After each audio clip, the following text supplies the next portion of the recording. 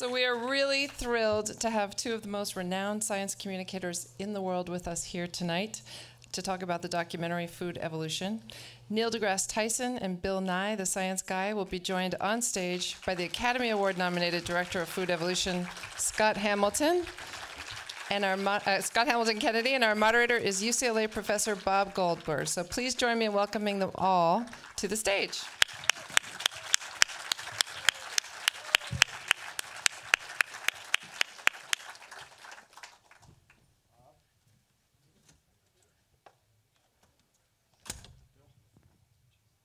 Neil, who's the moderator?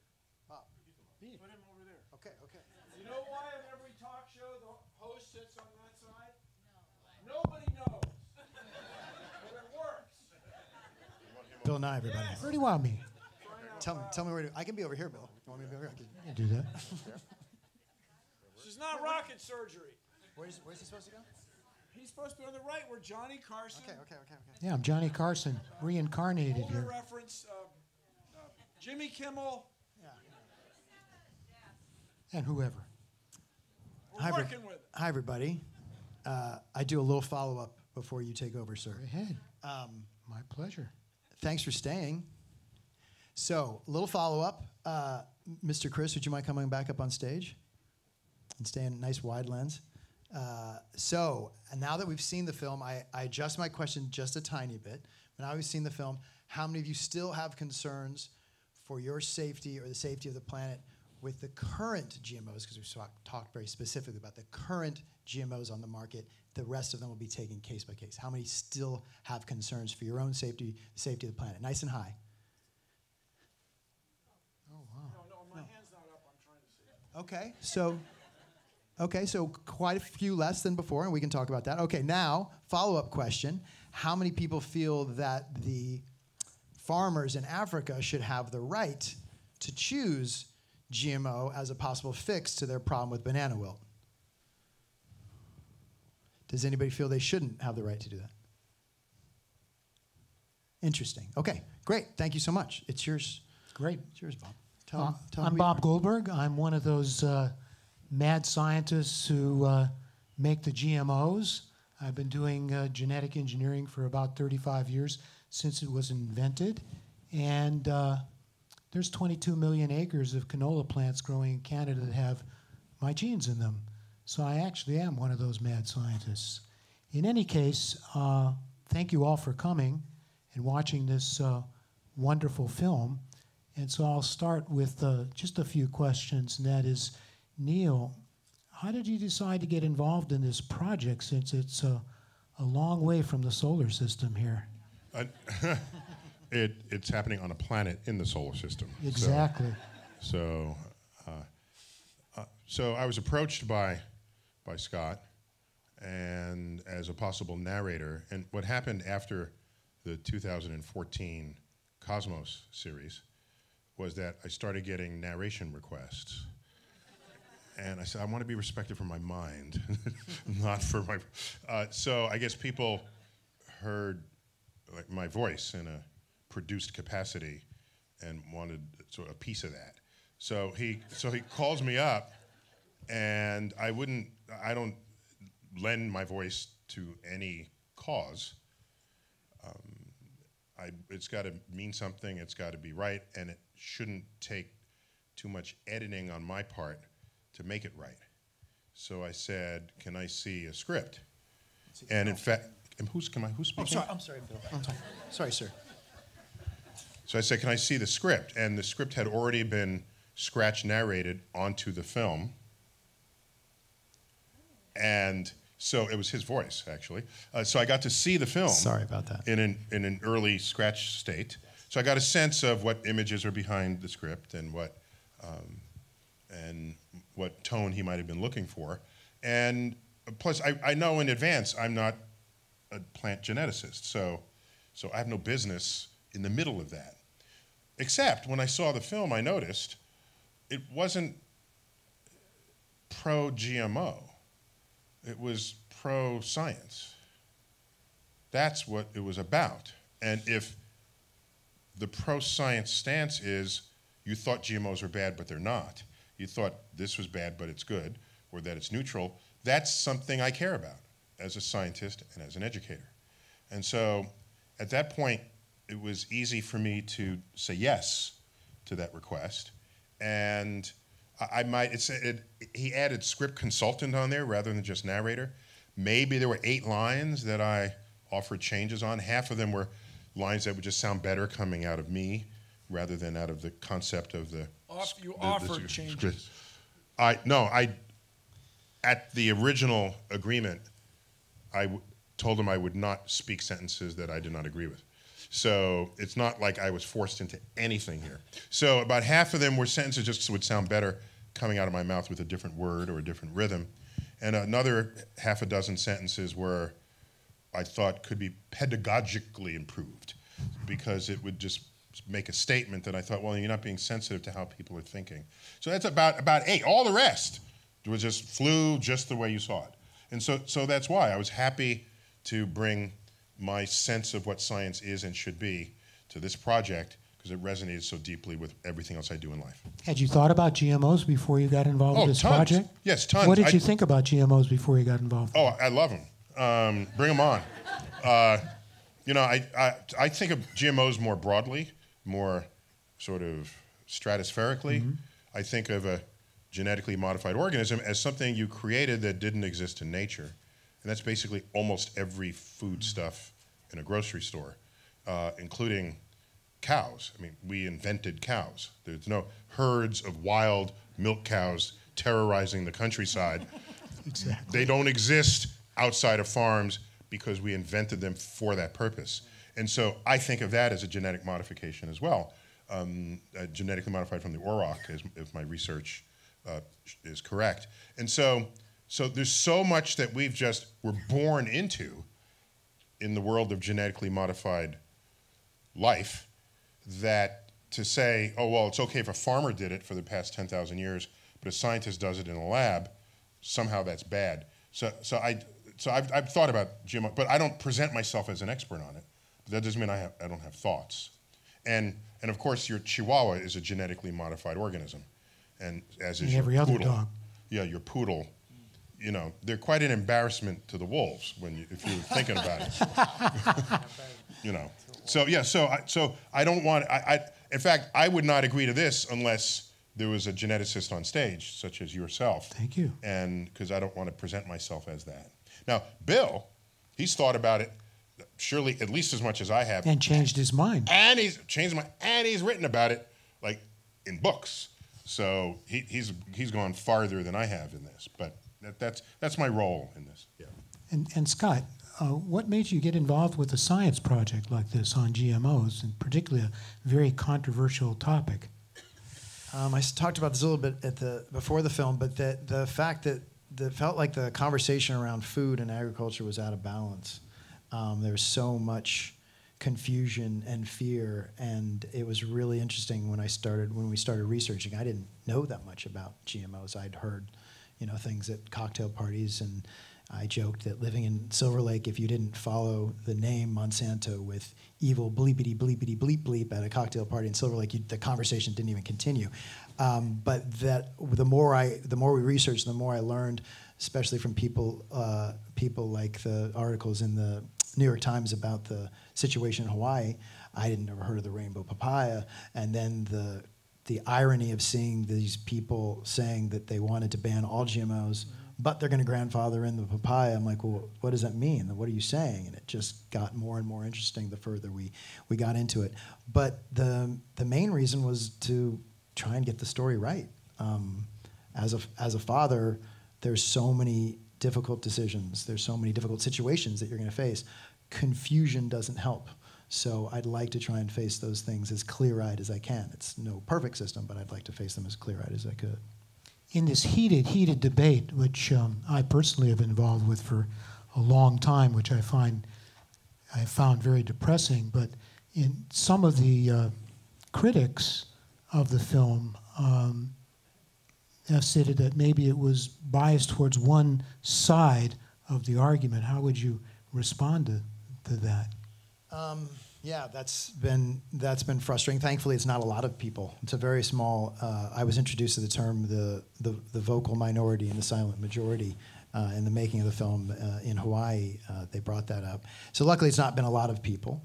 But the Trump of it has actually made that very interesting because most of those people, not to make it a political thing, it's again one of the reasons I love making a science film. Is science is not blue and red. Science is not rich or poor. Science is not of any nation, and it's so beautiful as a way to help us make informed decisions that many on the anti-GMO side would mostly fall in the bubble of leaning left, as Neil has been kind enough to point out to Mr. Bill Maher a few times on television.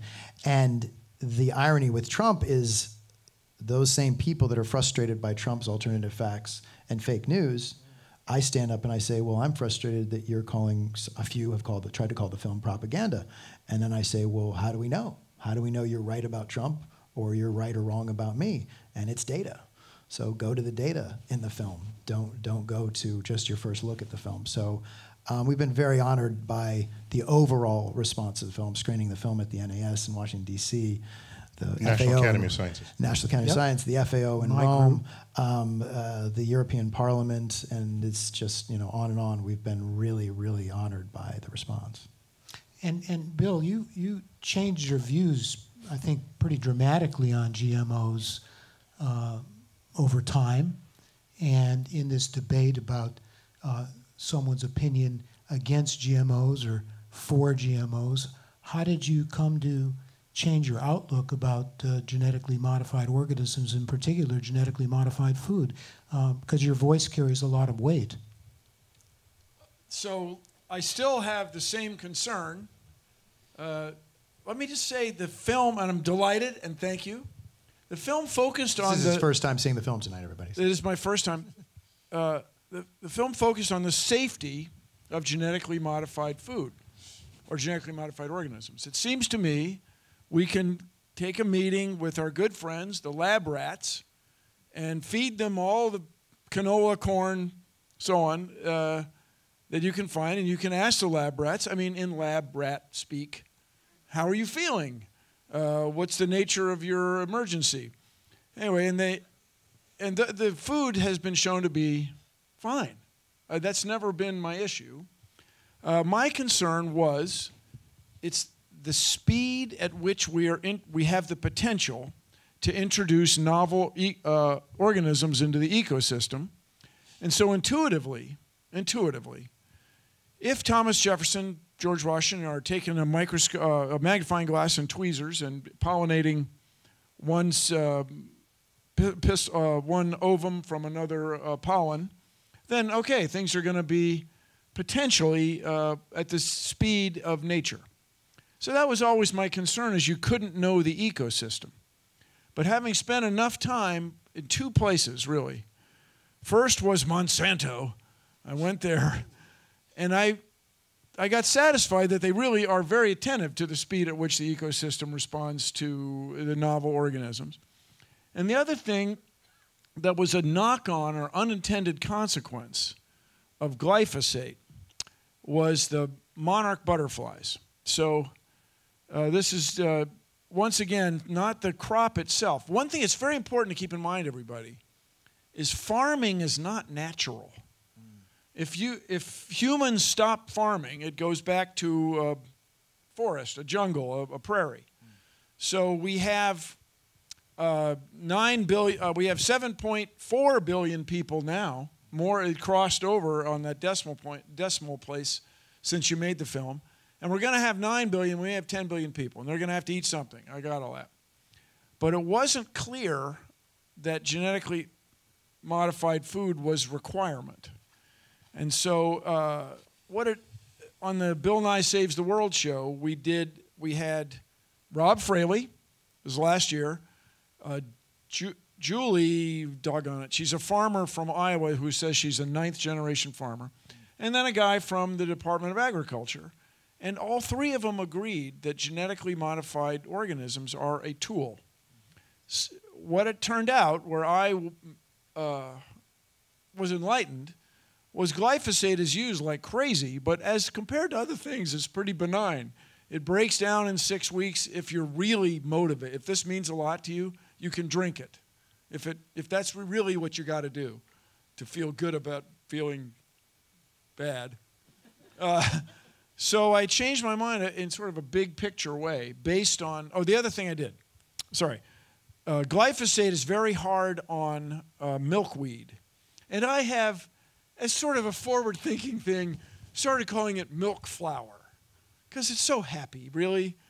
Farmers hate it in kind of a way, but it is the main food source for monarch butterflies, and monarch butterflies had this catastrophic population decrease. The cause and effect wasn't clear, but there's no question that the more milkweed you kill, intuitively there'd be less food for monarch butterflies. So I went to this thing called the Monarch Venture, which was held in Minneapolis, Minnesota, which is, I guess, the northernmost area where monarchs naturally show up. And then they had people who count monarch butterflies. That's still the state of the art, is just going out and counting them and then doing a statistical evaluation of how many there are in a given area. And then they had Monsanto, Pioneer Seeds, DuPont. They had those guys. So putting in my terms, they had the hippies with the corporate pigs. And they agreed that there was a problem, and they came up with a pretty cool and intuitive way to address it. They agreed, well, to have refuges, they called it, yeah. Which is required by the EPA now yeah. in the United States. By the way, I'm a mechanical engineer, and the best job I had is the guy said, well, how do you feel about electromechanical things? I said, it's the best of both worlds. Somebody out there, some young engineer with your Arduino and your Raspberry Pi and your electric phone machines, the radio transmitter that's been designed for monarch butterflies is massive. Come on, people. We can do better than this. RF technology on the wings or something. And so they're trying to assess how far monarchs can fly between refuges. And they came up, 5 miles in English units, 7 or 8 kilometers. But I got a feeling it's a lot farther. And why did I become a mechanical engineer? Yeah, bicycles and airplanes. So I have watched freaking monarch butterflies fly upwind. It is the coolest thing. It is just cool. And so no matter how else you feel about monarch butterflies, just respect how cool they are. And so this thing where everybody got together, the hippies and the corporate pigs, to preserve the monarchs, I thought was just cool. And so I have changed my mind based on basically my own research. I flew my own way to both St. Louis and Minnesota, and I changed my mind. And I'm telling you, if we're going to feed 9 billion people, we're going to need this technology. It is no question a tool in the toolbox. Just a quick point. Thank you for asking. So, Scott, that clip of Bill where he's being Frankenstein with the Frankenfood, in that episode of the Science Guy show. No, it was actually another show, but it was The Eyes of Nye. The Eyes of Nye show. That was in your skeptical posture of GMOs at that time. Is that correct? The conclusion of that show was clearly, absolutely, there's no question, it depends. Okay. But you have no idea how many hours in the classroom I had to discuss the opposite point of view. So if just Bill Nye said it, it must be true. So let me say that there's no question the papaya was a huge success. Yes. But here's another thing everybody's concerned about, is bees, right? We're all concerned about the bees. Apparently... And the birds and the bees. Well, the pollinators. Two things to keep in mind. The European honeybee is, in a sense, an invasive species. Humans brought European honeybee to the U.S., and the monoculture that's been enabled by large-scale farming has maybe contributed to it, but the biggest problem with the bees, apparently, is no pesticide exactly, no farming practice exactly, so much as lack of genetic diversity among the bees. When a disease shows up, or that trachea mite, there isn't enough different kinds of bees to get through it. And so everybody, what is the animal that's going to kill you? Lions, tigers, bears? Mosquitoes are the ones that are kill us. And we can fix that. Say again? And we can fix that with good genetic engineering. So it's just that can be your answer to any question, it seems to me. Yes. And the way he said it, we can fix that. You know, Well, he's got. while I'm rambling, one more thing. Humans move more rock and soil than Mother Nature nowadays, which is astonishing to me. More than erosion, more than volcanoes. You're freaking kidding me? And so we, in my opinion, which as you know is correct, we have to begin to look at the world as our planet, and we've got to take control of it. We've got to make good decisions. Clean water, renewable and reliably produced electricity, access to electronic information or the internet, whatever it comes to be called. With those three things, we can change the world, and genetically modified foods are no question a tool in the toolbox. Scott? Do we have the mics ready for... Should I start thinking of questions that you'd like to ask the panel? But I have one more for Neil and Bill, or either one. In a time of fake news and alternative facts, how do we tell the difference? What tools do we have available to us to distinguish between truth and We have this fiction? film. Doggone it. I set him up for And that. so one thing, Dr. Bob, one thing that always bugged me, why didn't Monsanto pioneer go proudly GMO? Actually, they did, but it was before. It was Calgene in the Flavor Savor tomato, and they said proudly GMO. And they had a wonderful educational campaign. And they had those tomatoes that stayed ripe much longer. They didn't rot. But the problem is that the market wasn't ready for them. It was a commercial success. That was a wonderful educational campaign, and it worked very, very well. But no one wanted to buy those tomatoes. They're a little bit too costly. Monsanto made a very lethal mistake, and Rob Faley acknowledged it in terms of not educating the public enough and not laying the groundwork for this new revolutionary technology. And those of us who have been working in this field for a long time have actually paid a very big price, and hopefully things are turning around quite quickly. One more thing I'd like, if you would, Dr. Bob. Since this whole thing, I've read the very compelling paper where the genes from one species do go into another. Once in a while, there was a gall, a tree gall. Yeah, it's called Agrobacterium tumefaciens. It's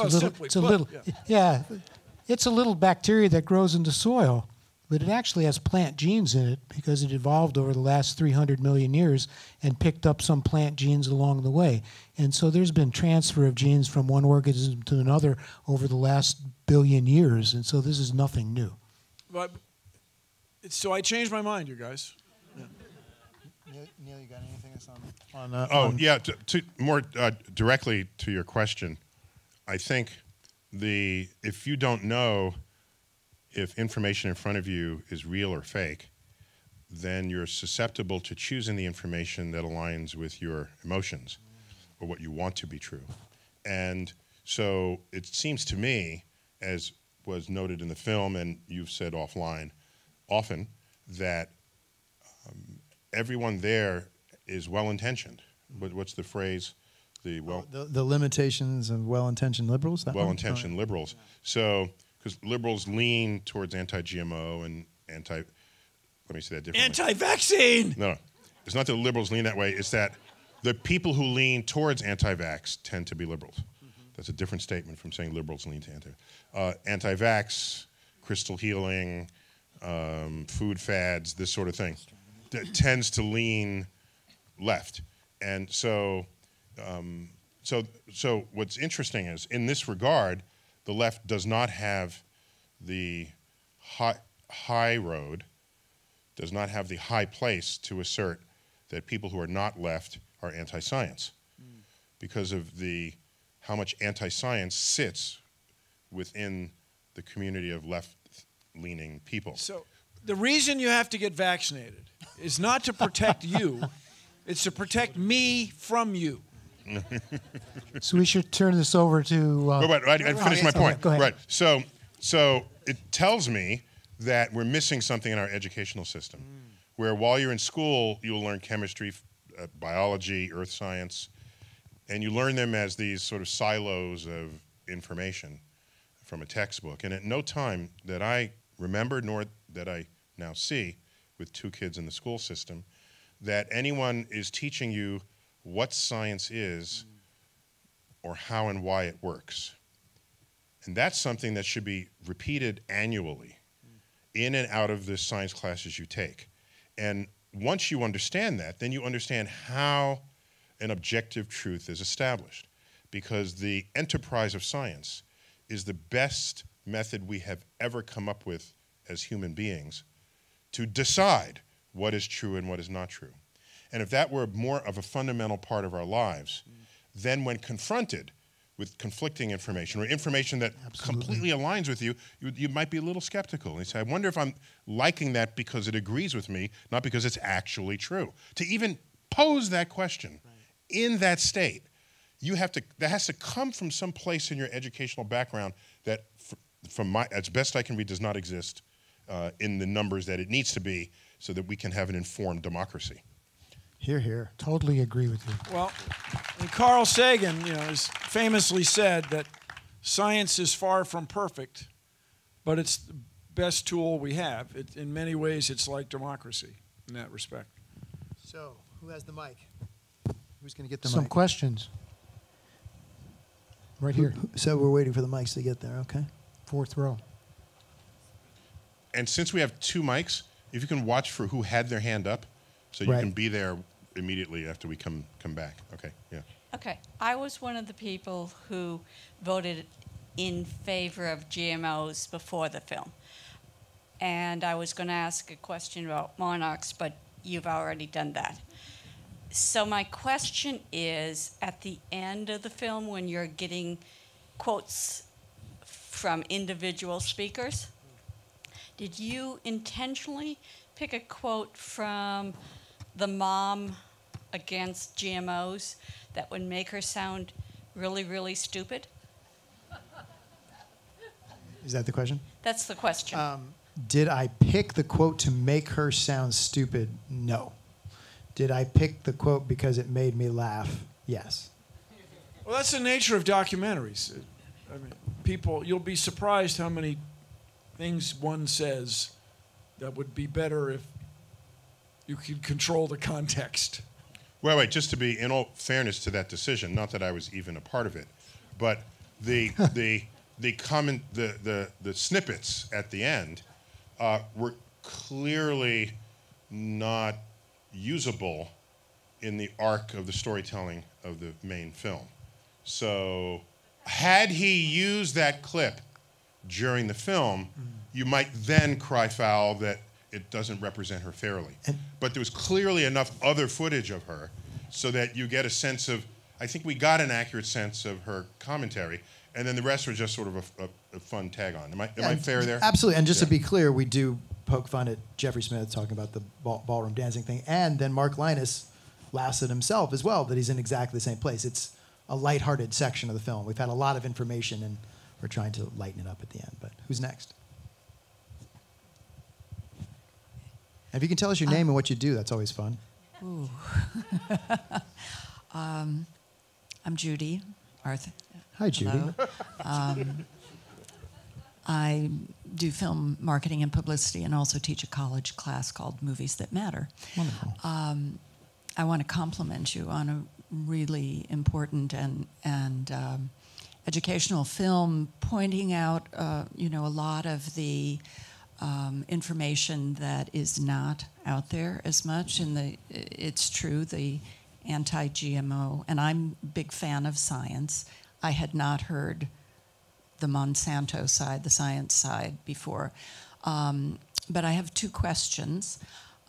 One is, and I'll try to make them short, one is just long-term, where using tobacco as an example, many years ago they said, oh, there's no risk with tobacco, and then we found out a lot more, and there was a lot more science behind the fact that it is harmful. So I would just question if in time you think there might be more information on one side or another.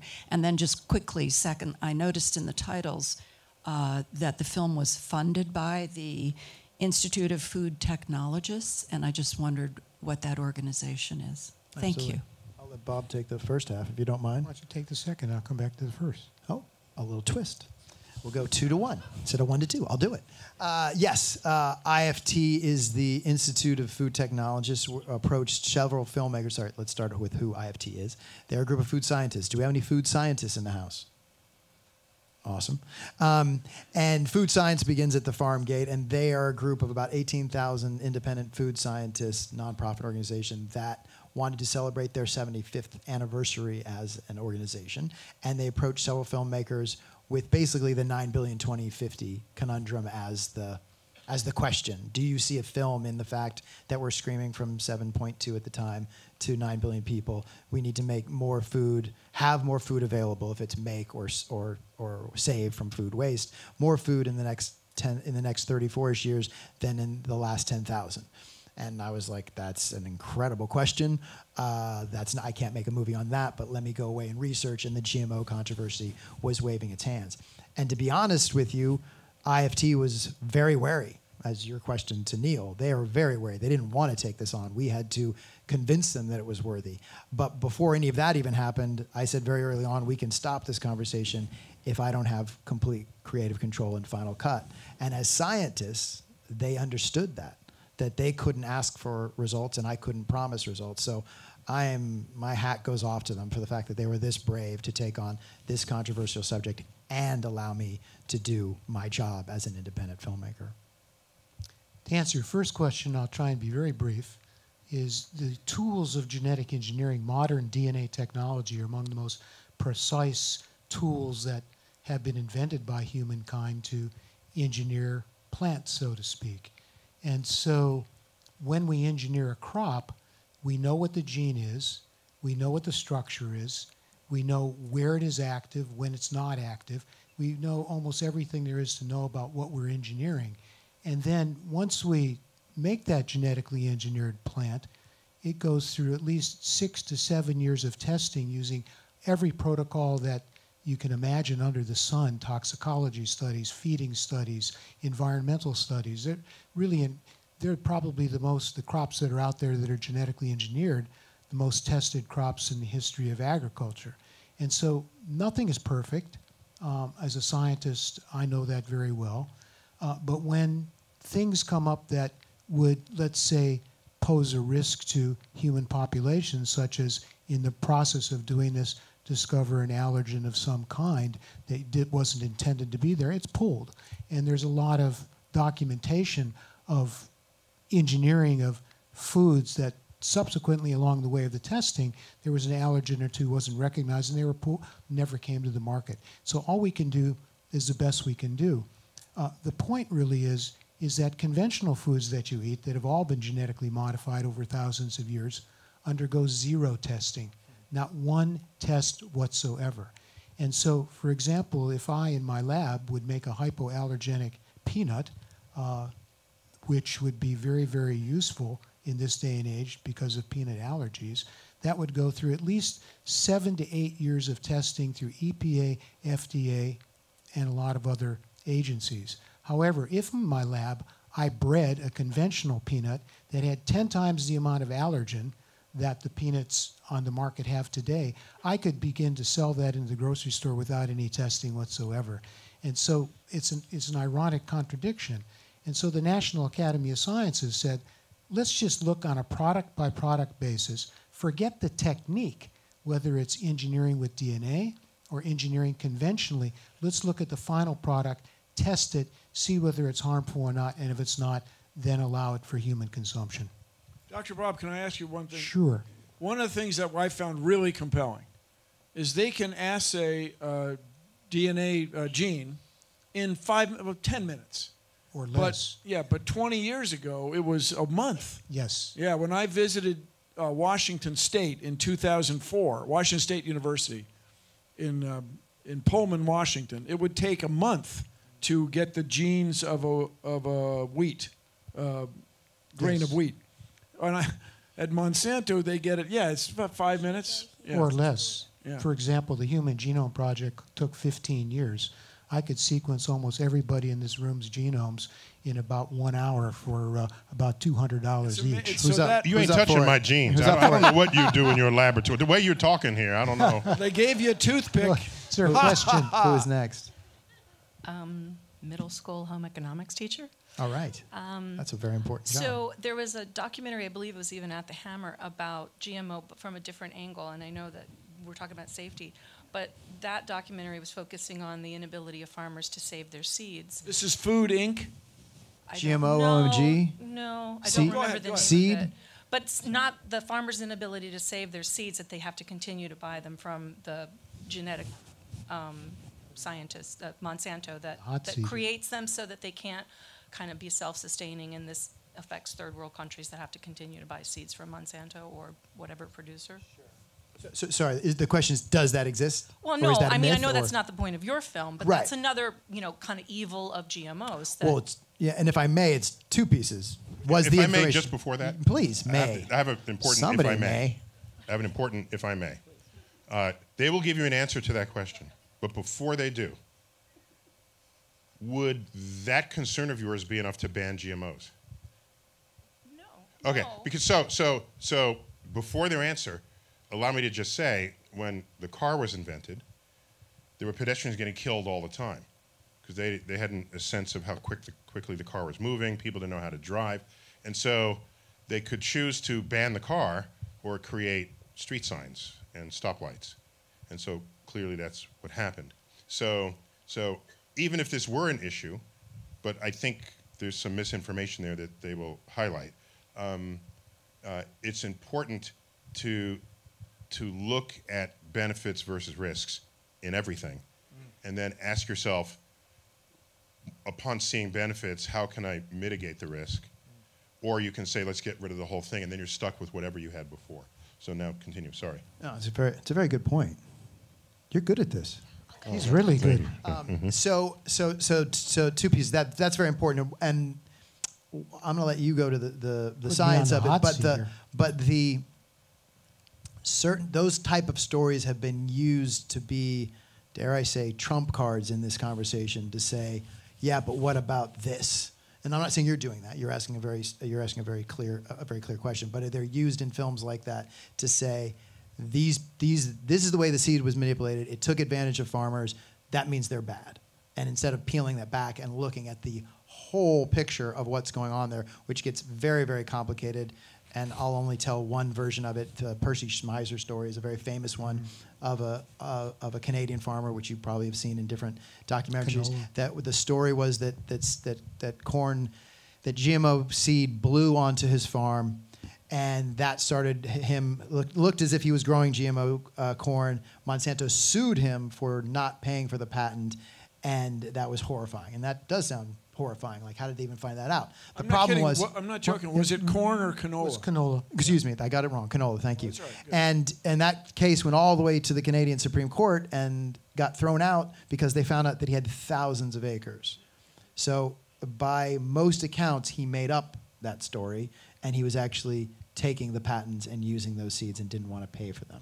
So that's just one example of stories being manipulated. But does that mean Monsanto wasn't But it also means ruthless? it also means a bias Yes. in your head approaching that story will remember the part that That's right. resonates with your pre-existing bias, and the rebuttal to that story that would come out later gets unrecognized in the balance of Can't one's put the exposure to toothpaste. information.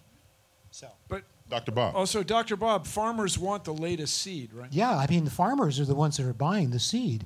There's other seeds available. They love it because it performs well. It gives them higher yield. It makes them more resistant to disease. They use less chemicals. It's more economically viable. The adoption of GM seeds has been the most rapid adoption of technology in almost agricultural history. Very simple. GMC, what's the C? Seeds. GM Seeds. seeds. Seeds, Just a very simple answer Truck, to GMC, a but very otherwise it's- complicated question of yours.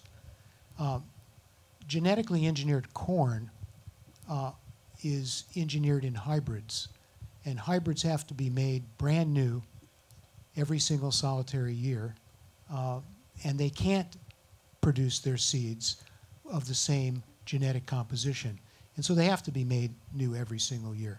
In terms of soybeans, which are in this country 90% genetically modified, they can renew themselves because they do it with themselves. They're like hermaphrodites. But the thing is that the companies that have put out those seeds that the farmers really want to purchase because they're good seeds have spent, hundreds and hundreds and hundreds and hundreds of millions of dollars, and so they charge a little royalty fee in order for the farmers to buy them. But the farmers gladly pay that little tiny fee. It's not very much because they're getting back much more in economic value and profits. And so individuals that would then take those seeds and then plant them and use them without paying the royalty would be the same as using anything that's invented by any company, because we have patents that have been around for 500 years. And an analogous case to the Schmeitzer case was with the U.S. Supreme Court because there was a farmer that was going and buying some seeds from a big grain supplier and wasn't paying the royalty, and the U.S. Supreme Court, surprisingly, 9-0, which is remarkable in this day and age, said, no, you have to pay the royalty because it's what spurs invention. And so it's a complex issue, and I don't want to spend much more time on it, but it's the farmers that really like the seeds. All right, so Neil's going to lead us in a lightning round. Hold on, I got one question on that story. One question on the story. No. Is it true that guy was reported by his neighbors? I don't know the answer to that question. In other words, his neighbors were ticked off that he was bending the system. Lead on. The answer missed an important part of her question. So in the United States, where we have wealth enough to buy seeds annually, that doesn't have a corresponding wealth in farmers in developing worlds. So I think, correct me if I'm wrong, it remains an issue, a challenge, what to do about single-season seeds for farmers in developing worlds that would need seeds for a subsequent season. So you can speak of the morality of the need to the, because we're not going to starve to death here in the United States if one farmer buys seeds or not. In other countries, they might. So there's an ethical issue, perhaps, about whether a company that is making fabulous money in the developed world then enables seeds to be with royalty-free multiple-year use. Do you have a reflection? Yeah, that's what they do. That is what they do. The companies give it on a royalty-free basis, and in fact, anything I do in the University of California is given in a humanitarian way on a royalty-free basis, and so the technology is given away as it should be, as well as the knowledge base, which is the most important thing, is to establish a localized knowledge base, because the crops that are grown locally are very different than the crops that are grown here. And so to establish that knowledge base, and many companies do that as well as university people such as myself and others. Okay, I got to give you the bad news that we have to put this very kind gentleman came out here this morning, is going back on red eye tonight. So there's a little bit of a ticking clock, but he's very good at doing lightning rounds. Oh, I so love you got to lightning line rounds. up, you got to line your question up. No more intros, my fun little intros. Line your question up very efficiently, please. And we're gonna do like 3 to 5 more depending on how fast they go. All right, here we go. Okay. Hi. So the concept of like groupthink for a small municipal council kind of in Hawaii makes sense to me, but I'm having trouble figuring out how Germany, Portugal, almost the entire continent of Africa was persuaded. Come to be anti-GMO. Yeah. How did that happen? What's the rest of the picture there? That's tough. There's a great deal of misinformation that was pushed around the world by some very vocal minorities that pushed misinformation. I know that much. What else would you like to add? It's a very complex question. I'd be happy to talk to you about it afterwards for about an hour. But the fact of the matter is that the first GMO plants were introduced in Europe and were accepted. And I think that the catalyst for the pushback against was really more anti-corporation. And also the problem with the prions and mad cow. There was a well, distrust yeah, mad cow and dioxin and yeah. mistrust of their institutions to protect their health, safety. And it's very important to note above. that when people point to Europe and say that they don't have any GMOs, that's not true. They import GMO feed from places like Brazil, and 90% of their cattle, if not more, is being fed GMO. So there's nuance in many directions. Okay, lightning round. It's lightning round. I could answer this question way faster than all you all did. Go ahead. So you can answer all of them, man. So once again, you see the disconnect between the consensus emergent from the scientific community and politicians and others who actually have control over your lives in city councils, be it local or state or national. So you saw the collection of scientific institutions that together collectively recognized the value and the importance and the safety of GMOs. You saw one of them was the Paris, the French Academy, National Academy. Academy. So the Hawaii example is manifest every place where you have emotions driving politics and science driving science. Science is always political. We don't want it to be partisan. Where's the mic? Yes. Can you hear me? Question two, actually, really quick. Diversity, does this affect diversity in the world when you're using like one strain in a season? And also number two, is there any mistrust at all of Monsanto with the people that have dealt with them? I mean, I'm going to still, I think that's one of my biggest things is the corporation. Well, I think genetic engineering enhances diversity because you can genetically engineer variety by variety by variety by variety. You can tune. I think that's one that's important. And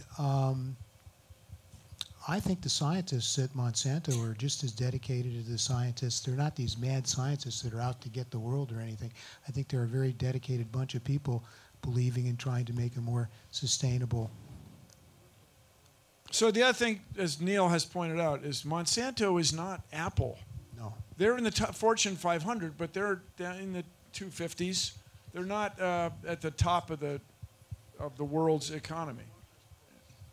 And by the way, when I was at Monsanto, wait. So you say they treat their workers poorly? Is that a reason to ban GMOs? Right. So the bad history was completely recognized in the film. Yeah, but another point, the statement that Monsanto is a huge mega multinational company. If you look at the numbers, in 2016. Whole Foods is 16.1 or 2 billion in revenues, and Monsanto is 15, low 15. Yeah. So I'm just saying that if you want to think of who is big and therefore who has influence, there's. But an interesting point made that you asked. We heard you off camera because that was your voice. I think it's the. If you're part of an organic community and you want people to believe that not eating organic or eating GMO can give you cancer, the people who are producing non-organic foods are not telling you that eating organic food will be bad for you. And so there is financial interest in an organic community to convince you that eating anything else is bad for you, and even though there's no science to support it. So that's power of influence, is all I'm saying. And but we have scientific documents, a huge one published by the National Academy of Sciences that talks about all the meals that are served daily that derive from genetically modified foods. And it's available on the National Academy website. I mean, I didn't invent this, it's there. It's a fundamental agency of the United States, conceived and designed to inform the congressional and executive branch, in all ways science should inform public policy. So last. Well, just another cool thing. When I was at Monsanto, almost exactly half of the biogeneticists were women. It was very cool. All right, last question, everybody, and then we can continue this conversation online at Food Evo Movie on social media and foodevolutionmovie.com. We will try and answer all of your questions, I promise. Yes, go ahead. I would have about 100 questions, but I'm a little bit confused. The papaya and the banana. Yes. Did they say that they were not using pesticides and that was a non-chemical genetic modification? Yes, correct. So it is possible to have genetically modified produce that does not require Roundup or whatever other Absolutely. pesticide. Thank you for pointing that out. Okay, Very, very important. Then Case by I am case. definitely for that. All right. And definitely against anything that's Roundup Ready. Okay, But so that you're should have been made a little bit more clear. Why are you Like, against Roundup Ready? Because I don't want to put glyphosate in my body. So do you eat organic food? Most. Does organic farming use toxic chemicals? I do know that organic farming does use a different list That's right. of pesticides or herbicides Excellent. than regular farming, because I talked to somebody at a farmer's market. You're very informed, So it great. doesn't have zero. Right. So you're saying you're afraid of glyphosate. I am afraid of And glyphosate. I'm saying I want that- to eat as little as possible. Fine. So, but do you want to eat as little as possible of copper sulfate that may have been used on the apples? Probably. I Okay. guess. So what do you do to avoid that? You wash your apples. Right. Great. So But you can't wash out glyphosate. No, you Can absolutely, you? you absolutely can. But glyphosate is the toxicity of glyphosate is so low. So I appreciate that you don't want to put glyphosate in your body, I'm and you not get to quite choose there yet. not to. What's that? Also, I'm the not other thing quite about there glyphosate, it breaks down in sunlight. Doesn't last very long. It's not sadly, like that's the- gotta be the last My question. actual question was, and I Oh, didn't she get the tricked us. clear from that, was that there are genetically modified produce that does not have chemical pesticide and all that stuff, glyphosate. And Yes. that would be the papayas and the bananas. Currently, Okay. Currently. yes. Yeah, Thank but, you. Okay. But it is an arms race, right, Dr. Bob? Like now the Absolutely. pigweed is coming up, and so that glyphosate's ineffective, so they're trying Cambia, but you got to be careful with that. It's us versus evolution. The weed. And I gotta put this out there. Plus, so you said you don't want any glyphosate in your body. Well, it sounded like that. Little as possible. She said As little low as possible. I heard as that. low as possible, and ideally zero. Okay. Okay. Well, I mean, all right. So what I've heard people, the word herbicide is itself this bad word, and no one. He tried to do this in the film. I think he should have spent more time on it than he did, because it just kind of flashed by. But what matters is not whether something is an herbicide or a pesticide. What matters is the toxicity of that herbicide or of that pesticide. And its effectiveness. And so Ben and Jerry's recently announced they're going to only acquire organic products, non-GMO products, because they found trace amounts of glyphosate in 2 or 3 of their tubs of ice cream. Okay? And we ask how much glyphosate? That should be the next question. And it's parts per billion. Okay? Wait. Parts per billion. Now, you can ask, how much of this ice cream must you eat to ingest a lethal dose of glyphosate? And I ran the numbers. It's 400 million pints. Okay? But now, fine. That's absurd, obviously. But Delicious. but by the absurd. time you got to the 20th pint, you would be dead from the sugar that's in it. Okay? So because sugar itself has a lethal dose associated with it, as does essentially any foodstuffs that you eat. So a point, again, that fleetingly came by in the film, it's not so much that something has a risk, it's what is its risk relative to so many other things that you just embrace and accept as part of everyday life. And without that calculation, you're leading a life. It's like a. I was going to like to say a pinball, but nobody knows what a pinball is. You're just bouncing around, not knowing what is safe or what isn't, because you're not evaluating the relative risk of one decision versus another. That's a beautiful place to end. Absolutely. Risk assessment. Thank you all so much. Thank you for coming to see movies. Support the Hammer. It's Hammer time. We're out. Thank you guys so much. Guys, thank you. Hi. I'm not allowed to let anyone on the stage, but he's more than.